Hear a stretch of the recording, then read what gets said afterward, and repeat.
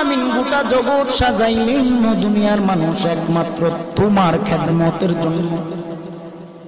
কিন্তু এই দুনিয়া যে বানাইলেন, মানুষ বানাইলেন, আদম হাওয়া বানাইলেন, সব কিছু বানাইলেন আমার আল্লাহ একমাত্র নবীর উসিলায়। কে সেই নবী? আমার আদম হাওয়াকে আমার আল্লাহ জান্নাত থেকে বের করে দিলেন। বের করে দেওয়ার পর 300 থেকে 350 বছর যাবত আদম হাওয়া কান্না করে আল্লাহর যত নাম আছে সব নাম নিয়ে কাঁদে। গফুরুর রহিম নাম তোমার আল্লাহু আল্লাহু আল্লাহু রহিম রহমান নাম তোমার আল্লাহু।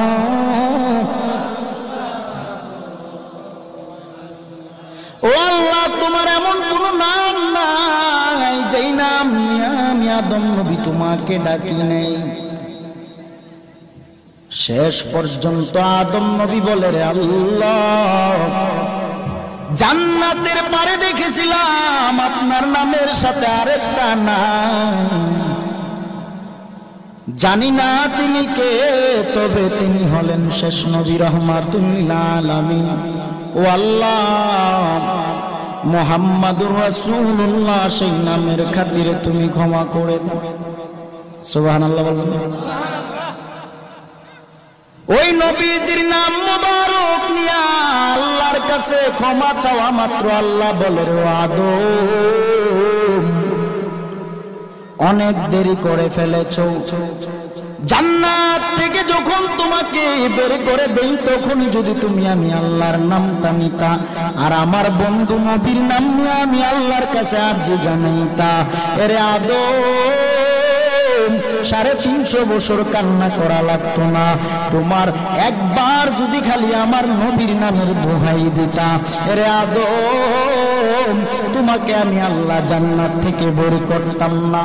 এরে নবীর উম্মতের দল, ও খাগালিয়ার মানুষ, কে সেই নবী আমার যেই নবীর জন্য গোটা জগৎ পাগল?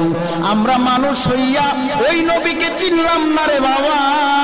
কে সেই নবী আমার যেই নবীর মা নাই, বাবাও নাই?